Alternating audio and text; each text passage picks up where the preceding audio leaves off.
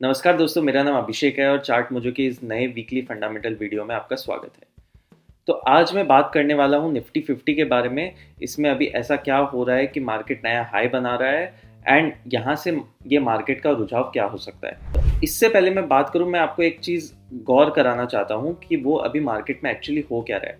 अगर आप इसके पहले जो बुल रन्स हुए थे, अगर आप उसके बारे में याद करो तो आपको पता चलेगा कि उस समय जो टॉप मार्केट के स्टॉक्स होते थे, जैसे रिलायंस हो गए, टीसीएस हो गए, ये यूजुअली लीड करते थे मार्केट को, निफ्टी को, टू रीच हायर हाइज। पर इस बार कुछ हम अलग देख सकते हैं। इस बार हम क्या देख रहे हैं? हम ये देख रहे हैं कि मार्केट में जो छोटे कंपनीज हैं, mid caps, small caps, even in large caps पर, जो इनसे जो नीचे छोटे कंपनीज होते हैं, उनमें रैलियां दिख रही है। और ये अक्रॉस द सेक्टर्स हो रहा है। ऐसा नहीं है कि कोई एक ही सेक्टर चल रहा हो, ये अक्रॉस द सेक्टर हो रहा है। और जो एक्चुअल लार्ज कैप कंपनीज है, उनमें उस लेवल का अभी भी स्ट्रॉन्ग मोमेंटम नहीं दिखा है, और जिसकी हमें आशा है कि वो आने वाली है। तो हमें ऐसा क्यों लग रहा है? बिकॉज जब हम मार्केट को स्टडी करते हैं, जब हम ये देख रहे हैं कि मार्केट में अभी एक्चुअली में हो क्या रहा है, other than these mid caps and small cap stocks, अभी जो एफआईआई की बाइंग है वो बहुत स्ट्रांग हो चुकी है। और अगर आप एफआईआई की डेटा को देखो लास्ट 4-5 डेज में पोस्ट द इलेक्शन रिजल्ट्स, आप ये देखोगे कि जो बाइंग है वो बैंकिंग सेक्टर में बहुत ज़्यादा बढ़ चुकी है। बैंकिंग सेक्टर के स्टॉक्स जैसे कि एचडीएफसी, आईसीआईसीआई, इवन पीएसयू में जो एसबीआई है, उनमें भी बहुत ज़्यादा एफआईआई का बाइंग हो रहा है। और ये जब होता है, इस लेवल पर हो रहा है कि हम देख सकते हैं अराउंड 5500 करोड़ की तरफ में इनका बाइंग हो चुका है एचडीएफसी और आईसीआईसीआई में। इससे हमें ये दिखाता है कि मोमेंटम जो है वो बहुत स्ट्रांग होने वाला है आने वाले समय में। बिकॉज अगर आप बैंकिंग सेक्टर, निफ्टी बैंक का अगर आप चार्ट देखो तो आपको दिखेगा कि वो एक लेगार्ड था। निफ्टी 50 अपना ऑलरेडी हाई बना चुका था, बट निफ्टी बैंक अभी तक नहीं बनाया था, और वही हम चीज़ एक डिफरेंस देख रहे हैं। और जो एक और फंडामेंटली चेंज डेटा आया है बैंक्स के तरफ से, वो है जो आरबीआई ने ICRR था, इंक्रीमेंटल CRR, मतलब कि एक्स्ट्रा कैश जो बैंक्स को आरबीआई के पास रखना होता है, उसे आरबीआई ने एंड कर दिया है, डिसकंटिन्यू कर दिया है। तो इससे क्या होगा, जो आने वाले क्वार्टर है, जो अक्टूबर, नवंबर, दिसंबर, Q3 ऑफ FY24, इसमें डेटा जो है वो बहुत ही इंप्रूव हो सकता है as compare to Q2 of FY24। तो ये देखने वाली बात होगी कि HDFC, ICICI एंड जो भी बड़े बैंक्स है, जो प्राइवेट बैंक्स है, उनका जो नंबर होगा Q3 में वो बहुत ही अच्छा आने की उम्मीद है। अब हम बात करते हैं बाकी लार्ज कैप स्टॉक्स की निफ्टी 50 में। तो अब हम जैसे देख सकते हैं कि निफ्टी 50 ऑल टाइम हाई पर है, पर आप जैसे स्क्रीन पर देख सकते हो कि जो भी डेटा है of the top companies of Nifty 50, they are still down to like on an average of 5% from their all time high. 5 to 10% from their all time high means कि अभी there is a lot of scope for them to improve on the technical and price front.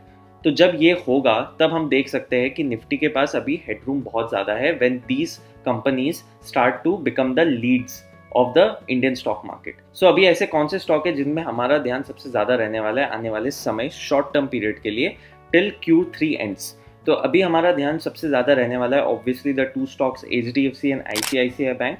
और ये थोड़े medium term के लिए भी है, not just for this 1 month, it's going for the medium term as well, कि अब इनमें परफॉर्मेंस वो आनी चाहिए। और जैसे हम कहते हैं कि HDFC bank has become the new ITC, कि ये मूवमेंट ही नहीं दे रहा है since 2-3 years, now is the perfect time कि अगर ये वन ऑफ द बेस्ट अपना परफॉर्मेंस देता है in Q3, then definitely with the help of FIIs जो सस्टेन बाइंग हो रही है, उसके कारण से हमें एक HDFC में एक न्यू फ्रेश मोमेंटम दिख सकता है।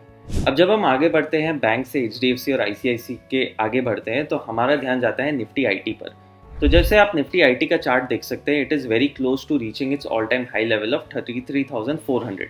तो ये बहुत ही क्लोज है इसके तरफ आने के लिए, और ये दिखाता है कि स्ट्रॉन्गनेस जो मोमेंटम है कुछ दिनों से जो चल रहा है सिंस द पास्ट 20 और डेज, तो ये वो मोमेंटम को कंफर्म भी कर रहा है। सो बैंक्स एंड IT, ये जो दो सेक्टर है, जो लार्ज कैप इनके जो लीडर्स है, इन पर हमारा फोकस रहने वाला है आने वाले समय में।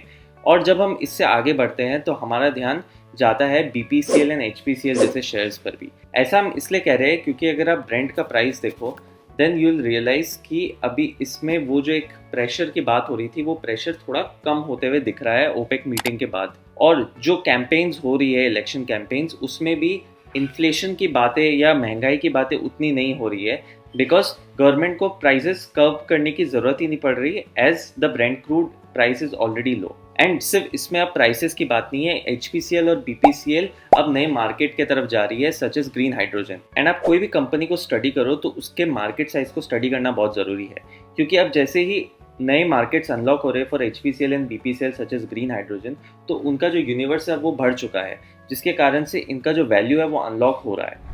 जैसे कि यहाँ पे मैं हिंदुस्तान पेट्रोलियम का अगर चार्ट खोलूँ तो आपको पता चलेगा कि एक मल्टी ईयर स्ट्रेंथ दिखा रहा है, जैसे कि इसका मल्टी ईयर हाई अराउंड 495 आ रहा है। और ये कंपनी का अगर आप लास्ट 2 महीने का स्ट्रेंथ देखो तो आपको पता चलेगा this company has grown from 247 to 380 odd. तो ऑलरेडी 50 to 60% का इसने मूव दिखा दिया है, बट ये मूव ऐसा नहीं है कि ये अब यहीं पे फिजल आउट हो जाएगा, because of the optimism around the green hydrogen and also the Brent crude prices जो बहुत ही स्टेबल हो रहा है। इसके कारण से हम एक इसमें इनहेरिटेंट स्ट्रेंथ देख रहे हैं, जिसके कारण से HPCL एंड BPCL भी हमारे रेडार पे रहेगा। सो अभी तक हमने 6 कंपनीज कवर कर चुके हैं। First are the 2 banking stocks of HDFC and ICICI. Next are the 2 IT stocks of TCS and Infosys. And third comes the 2 petrol stocks of Hindustan Petroleum and BPCL. तो ये 6 stocks हमारे radar पे रहने वाला है in the coming 1 to 2 months।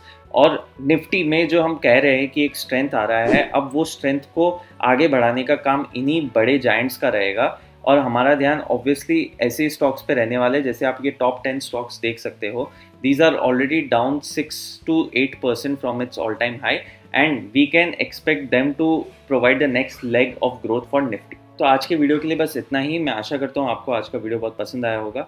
पसंद आने से ज़रूर लाइक करें, सब्सक्राइब करें, एंड ऑल्सो कमेंट सेक्शन में बताइए कि आपके रेडार में कौन से शेयर्स है जो 1 और 2 मंथ्स के अंदर आपको स्ट्रेंथ नज़र आ रहा है, जो next leg of growth provide कर सकते हैं हमारे इंडेक्सेस को। So thank you and I'll see you in the next weekend.